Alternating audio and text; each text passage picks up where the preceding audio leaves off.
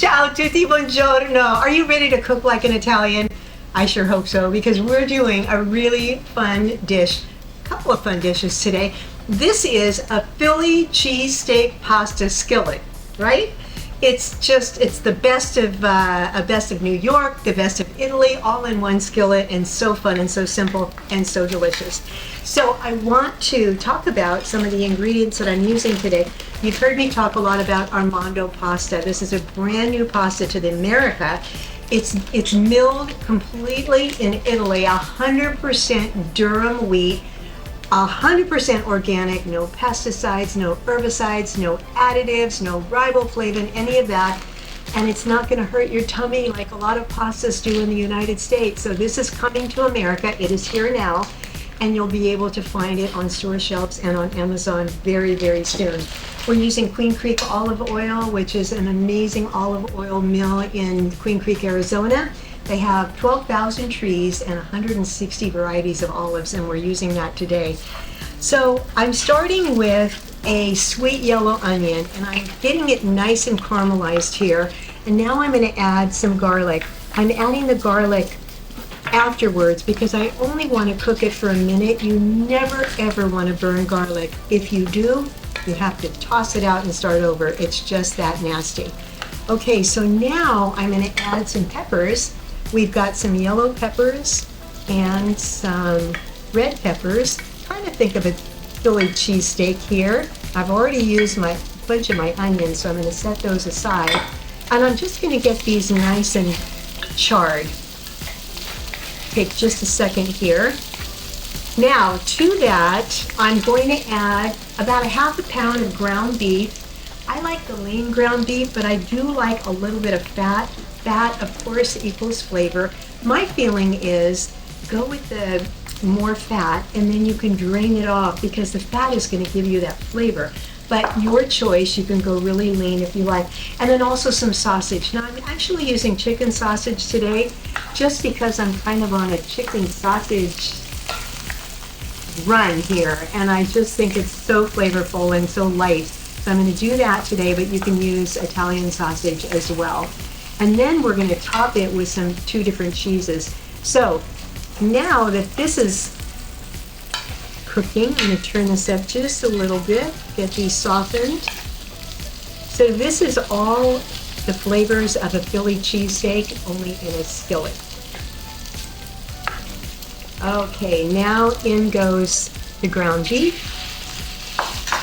I am using a utensil that I actually created many years ago. This is called a spatulone. It's made out of bamboo. We sell these on my website. They're amazing. They come in a set of 3. They won't splinter, so you never have to worry about bacteria. They're tapered at the end, so they get all the peanut butter and mayo out of the jar. They're great for stirring anything. And they're for righties and lefties. You can throw them right in the washing machine. And I love them. Everybody that's bought these tells me that they love it, and they buy them for host gifts or for the kitchen, the person that loves to cook in a family. All right, now I'm going to add that chicken sausage, and I'm just going to get all of this nice and cooked up. I'm going to head to the refrigerator to pick up a few more items. Hopefully this will be done in no time, and we will be right back. We are cooking like an Italian today. This is looking great. So the beef and the sausage is nice and brown. My peppers are softened and a little bit charred. Do you know, I come from Arizona, and in Arizona we have a huge cattle industry, believe it or not. In fact, Arizona produces enough beef to feed 8 million people a year. Can you believe that? Out of our own little Arizona. But they do care about our land deeply, and they do everything they can to make sure that the beef is high quality and the land is maintained pristine. Okay, now we've got all that going. The next thing is to put in our pasta. We're going to put it in raw. So no need for another pot to cook the pasta. But what it's going to cook in is some chicken broth. So a couple cups of chicken broth. oh my, this is gonna be so yummy.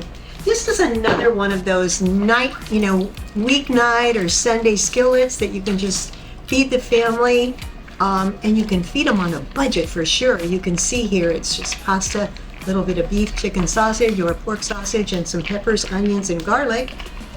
And we're just gonna let that cook for just a little bit. I'm gonna go get my oven on the broiler because to finish it off, we're gonna put some cheese on top, get it nice and melty, just like you would a Philly cheesesteak. It's gonna be great. We'll be right back.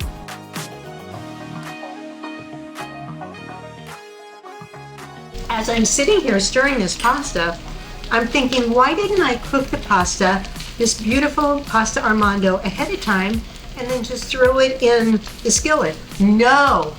Don't do that because the bite that I just had is unbelievable. It's just got loaded. That pasta, all this time that it's been in the skillet, has been absorbing the flavors, the oil, the garlic, the peppers, the onion, the beef, the chicken, and it just tastes like a beautiful combination. So no, take the time and cook the raw pasta in the skillet, and boy, everyone, I can't say enough about this pasta. It really has flavor. It really does. Okay, so now that this is all done, I'm going to sprinkle it with a couple of cheeses. So we've got Jack cheese, and what's nice about Jack cheese is it melts really nicely. So what I've got, an oven that I've gone on broiled. In fact, as soon as I sprinkle this, I'm just going to go make sure. And this is some beautiful mozzarella and provolone. So I've got a little bit of combination of all three. You could just do provolone and Jack, you could do mozzarella, whatever you like. Okay, here we go. I'm gonna go pop this under the broiler for just a few minutes and wait till you see this Philly cheesesteak. By the way, Philly cheesesteak pasta skillet. By the way, as I was stirring, I also want to apologize because I said the best of Italy and the best of New York. It's the best of Philadelphia. But because you're the city of brotherly love, you'll forgive me, right? At least this time. Be right back. Mamma mia, che bella pasta! Oh my goodness, I love this dish. Look at the cheese. The cheese is all melted on top. You could go crazy and add more cheese, but I wanted to see the pasta underneath. Look at this. What a meal. Oh my goodness. I could eat this every day, even for breakfast. Oh, look at that. All right, you know what? Let's go one more. Oh, and a little bit of that top cheese. I'm just making an excuse because I want a great big bowl of this. Okay, turn that off. And there we go. Look at that. Absolutely gorgeous. I'm going to just drizzle it with a tiny little bit of that beautiful Queen Creek extra virgin olive oil. Just put a little basil on top. And that is an amazing weeknight, weekday, Sunday sup that you're going to absolutely love. Okay, so that's the Philly cheesesteak pasta skillet. When we come back, I've got a dessert called Sporcamuss. You know what that means in Italian? Dirty mouth. It means because when you eat it, you get all the cream all over and you're going to love it. We'll be right back. We're cooking like an Italian today.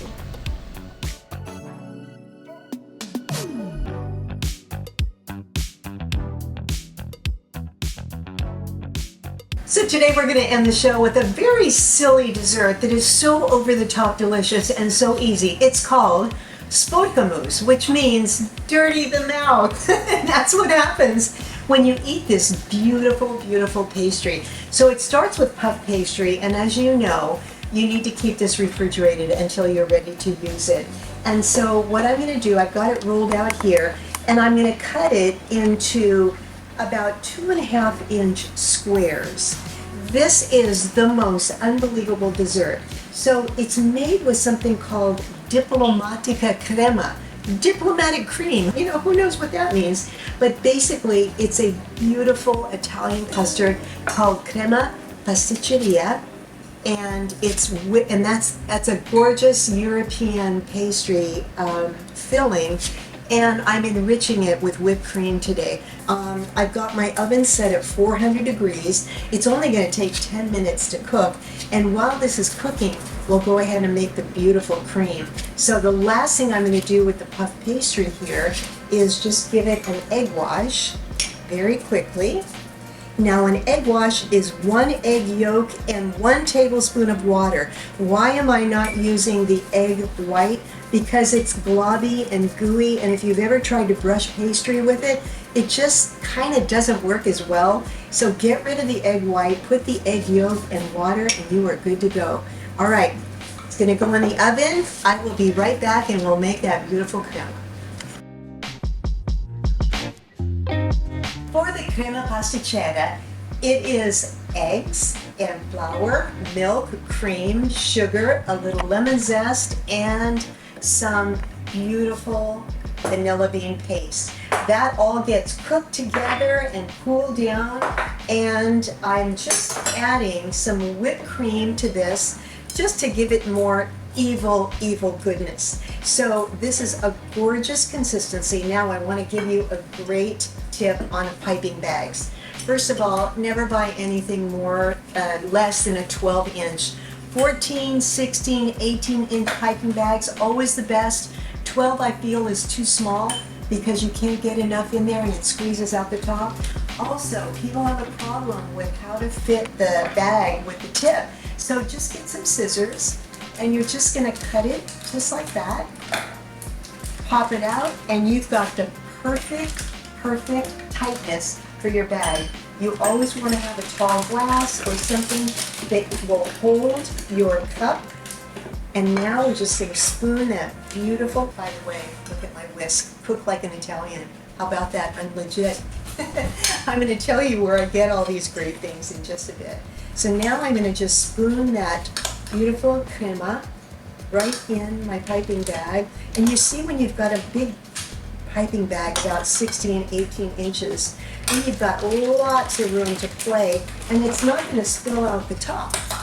All right, a couple more spoons. This is just so yummy and so delicious, and I can't wait to dirty my mouth. Okay, now look at the puff pastries. Can you believe that? They really did puff up. And so what you want to do is very gently cool them down and then cut them right in the center, just like that. Now this is the perfect place for these beauties to hold the crema. Okay, so here we go. Got my piping bag. Now you see what I'm talking about with a big bag? I have all this beautiful room that I can just play with and it's not going to spill out. So now I'm just going to pipe a little bit of crema right on there. Let's go for it, shall we? Close that up, and there you go. Whoops, do another one. Close it up, and there we go. I'm going to continue to do this. I'm going to find a serving platter, and you're going to see how beautiful Sporcamuss is. I think you and your family are going to absolutely love it. These look beautiful. The last thing I'm going to do is hit it with my flour or powdered sugar wand. Many of you love this wand so much. You comment on it. It just rains a beautiful little dusting of powdered sugar or flour. It's wonderful for pasta making or dessert. Look at that. And I've always got information about what I'm using on my website. Okay. Sporcamuss, dirty the mouth. I think it's time to do that in just a second. I want to thank you so much. We did a beautiful Philly Cheesesteak pasta skillet today, along with the Sporcamuss. Dirty the mouth dessert. It's so lovely. I can't wait to dive in. I want to thank you for watching, and also my awesome sponsors, Queen Creek Olive Mill, for their award-winning olive oil. I want to thank Armando Pasta for their organic, pesticide-free pasta that is so delicious. Arizona Farm Bureau and FillYourPlate.org, who have taught me in Arizona to live farm to table and really enjoy it and get to know the farmers. I want to thank iHealth Networks. I want to thank Strictly From Scratch Bakery. We've been using a lot of the products this week. And also Bloomfield Builders in Arizona and Colorado. If you're thinking about coming out to the Southwest, Brian Bloomfield is the guy to talk to. He's a custom home builder and does a beautiful job. By the way, for all the recipes, all the information about the utensils that I'm using, and some great info about my sponsors, I have it all linked for you at my website. Go check it out at jandiatri.com, and we'll see you next time when we cook like an Italian.